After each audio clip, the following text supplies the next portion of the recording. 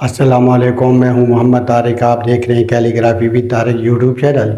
عزیز طلباء، آپ نے تھمبنیل میں پڑھا کہ میں نے حروف کی ترتیب کیوں بدلی۔ آپ حیران بھی ہوئے ہوں گے کہ حروف کی ترتیب کون بدلتا ہے، تو آئیے میں آپ کو سمجھاتا ہوں کہ میں نے حروف کی ترتیب کیوں بدلی۔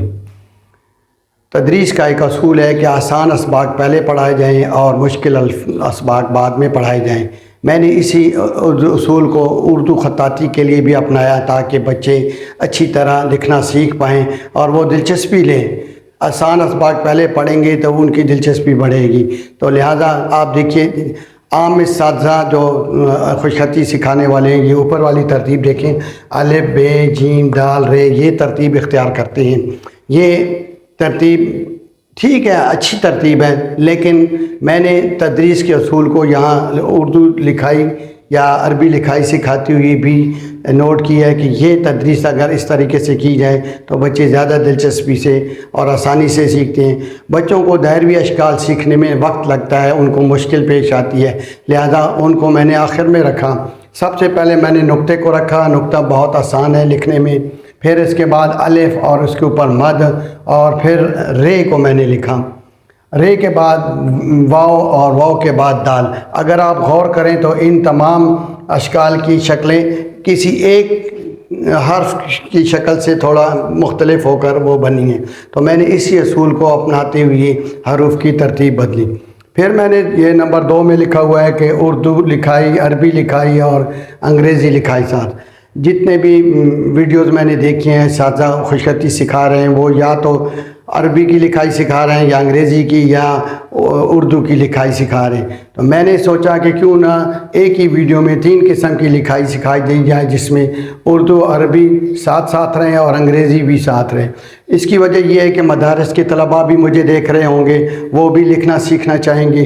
انگریزی ان کو کوئی نہیں سکھاتا مدارس میں، یا سکھاتے بھی ہوں، مجھے زیادہ علم نہیں، تو وہ اچھی طرح سے نہیں سیکھ سکتے ہوں گے، تو لہٰذا میں نے انگریزی لکھائی کو بھی ساتھ ساتھ رکھا۔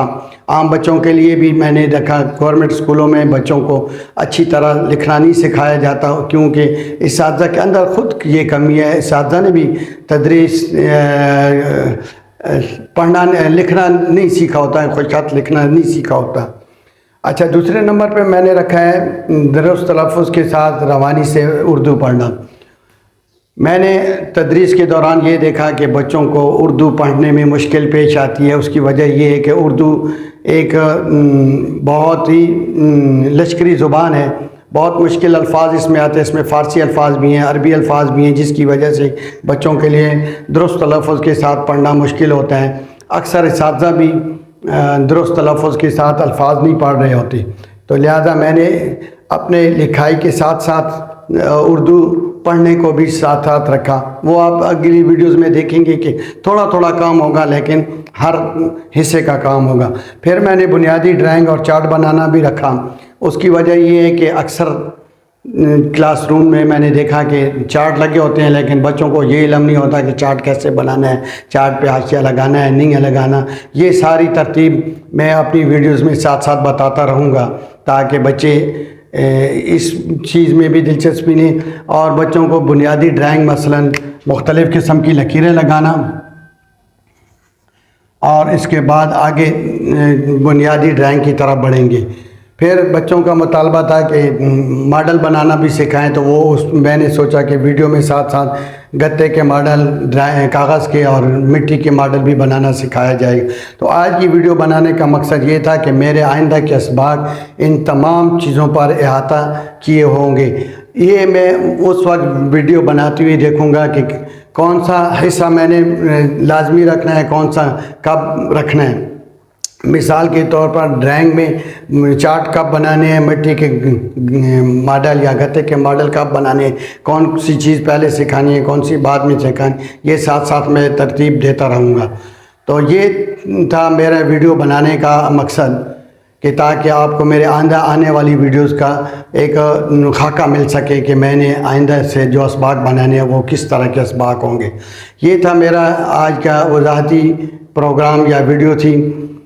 انشاءاللہ اگلی ویڈیو آپ کو باقاعدہ تدریس ملے گی، لکھنا کیسے ہوتا ہے۔ یہ تھی میری آج کی ویڈیو جو آپ نے وضاحت سمجھ لی۔ اور آئندہ جو میری ویڈیو آئیں گی ان کو آپ غور سے دیکھیں، اپنے دوستوں میں شیئر کریں، لائک کریں اور سبسکرائب بھی کریں تاکہ اور دوستوں تک، آپ کے دوستوں تک میری ویڈیو پہنچتی رہیں۔ اس کے ساتھ ہی میں اجازت چاہتا ہوں۔ اللہ حافظ۔